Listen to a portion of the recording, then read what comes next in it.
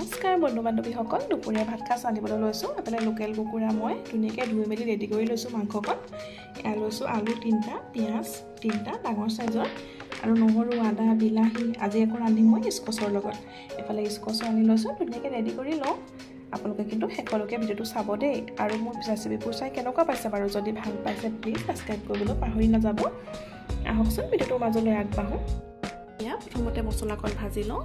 চফ লৈছোঁ, জিৰা লৈছোঁ, জালুক, লং, ইলাচি, এইফালে ধনিয়া, শুকান জলকীয়া, তেজপাত। এইখিনি মই গোটেইখিনি ধুনীয়াকৈ মিক্সিতে পিচি ল'ম। ভাজি লৈ অকণমান বেছি ৰঙচুৱা কৰিব নালাগে, অকণমান ভাজি লৈ এয়া প্ৰথমতে মই নহৰু, আদা সৰহীয়াকৈ তেতেলিয়াই লৈছোঁ আৰু নিদিওঁ, আৰু মই একেলগতে দি দিছোঁ এতিয়াই। আৰু এয়া মই ঘৰতে পিছাহে ভজা মছলা আৰু অকণমান কাশ্মীৰী ৰেড চিলি পাউডাৰ আৰু দিছোঁ মিঠাতেল। ধুনীয়াকৈ এইখিনি মিক্স কৰি মই কমচে কম 2 ঘণ্টামান ৰাখি দিম। দি দিছোঁ কেঁচা জলকীয়া। আৰু এতিয়া 9:30 বাজিছে, মই 12টামান বজাত বনাম। ইমান সময় মেৰিনেট কৰি ৰাখি থ'ম। পেনখন পাতি দিলোঁ আৰু দি দিছোঁ মই মিঠাতেল। আৰু এতিয়া মই কাটি লোৱা পিঁয়াজখিনি মিহিকৈ দি দিছোঁ। ইয়াতে অকণমান সৰহীয়াকৈ দিছোঁ পিঁয়াজ, ডাঙৰ চাইজৰ 3টা লৈছিলোঁ, দেখিছিলে মই গোটেই 3টাই দি দিছোঁ। অলপ মাংসতে পিঁয়াজটো সৰহ হ'লে ভাল লাগে। দেখিলা তেজপাত আৰু জলকীয়া 2টা দি দিছোঁ আৰু দি দিছোঁ নিমখ। তেতিয়া পিঁয়াজটো সোনকালে গলি যায় আৰু একদম ৰঙচুৱা হোৱালৈকে পিঁয়াজখিনি ভাজি লওঁ। নহৰুখিনি মই মাংস মেৰিনেট কৰি দিয়ে থৈছোঁ, পিঁয়াজখিনি ৰঙচুৱা হোৱালৈকে ভাজি লওঁ। সেয়া পিঁয়াজখিনি প্ৰায় ৰঙচুৱা হৈয়ে গৈছে। এতিয়া মই ইয়াতে হালধি ব্যৱহাৰ কৰি মাংস মেৰিনেট কৰোঁতে মই কেতিয়াও হালধি নিদিওঁ, পিছতে দিওঁ। এতিয়া হালধি পাউডাৰ দি দিছোঁ নিজৰ সোৱাদ অনুসৰি। এতিয়া মেৰিনেট কৰা মাংসখিনি দি দিছোঁ ইয়াতে। দেখিছেনে 3 ঘণ্টামানেই হ'লগৈ, মোৰ দেৰিয়ে হ'লগৈ। খুব ভাল লাগে তেতিয়া বেছিকৈ মেৰিনেট হৈ থাকিলে মাংসখিনি খাবলৈ টেষ্টটো মানে বৰ খুব ধুনীয়া আহে। তো ভালদৰে মই লৰাই লওঁ, প্ৰথমতে মোৰ দিগদাৰ হৈ যায় নহ'লে। ভালদৰে লৰাই লৈছোঁ। পিঁয়াজটো মই ৰঙচুৱা হোৱালৈকে ভাজি লৈছোঁ, মন কৰিছোঁ তেতিয়া মিঠাই দিছোঁ।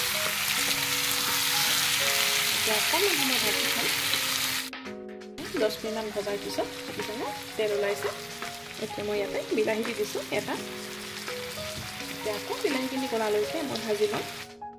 আৰু লোকেল কুকুৰা মাংসকণ সিজোতে অলপ সময়ো লাগে নহয় জানো, সেইকাৰণে ভাজি ল'ব লাগে প্ৰথমতে। বিলাহীখিনি গলিয়ে গৈছে। এতিয়া আলু আৰু স্কচ দি দিম ইয়াতে।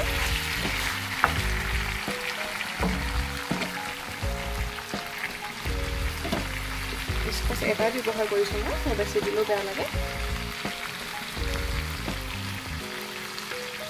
কিমানকণ বনাইছে সেইটো জোখত দিব লাগে, তেতিয়া সকলোবোৰ বস্তু খাবলৈ সোৱাদ হয়। সেইকাৰণে এটা আমি স্কচ ব্যৱহাৰ কৰিছোঁ।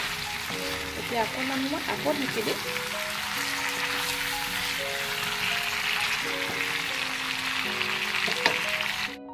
আৰু আলু দিয়াৰ পিছত 10 মিনিটমান ভাজিলোঁ দেই। আকৌ এতিয়া অকণমান দি দিছোঁ জালুক। এতিয়া ইয়াতে গৰম পানী ব্যৱহাৰ কৰিম। গৰম পানীকণ দিলে যে মাংসৰ সোৱাদটো খুব ধুনীয়া হয়। এতিয়া ভালদৰে লৰাই লৈ ঢাকনখন লগাই সিজিবলৈ দিম।